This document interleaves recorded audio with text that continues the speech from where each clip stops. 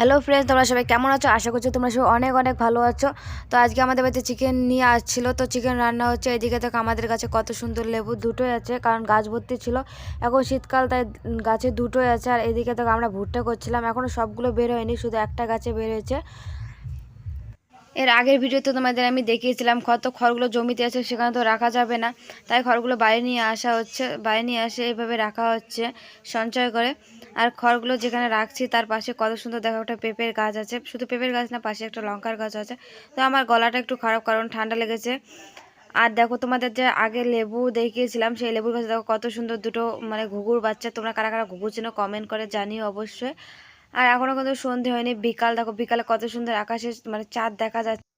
তো রাত্রিবেলা রুটিও, চারিদিকে জিলাপি সিংড়াও আছে। তো ভিডিওটা এইটুকু, আশা করি তোমাদের ভালো ভালো হলে লাইক করো, কমেন্ট করো, বন্ধুদের সঙ্গে শেয়ার করো, পেজটা ফলো করে দাও। ইউটিউব থেকে দেখলে অবশ্যই সাবস্ক্রাইব করো।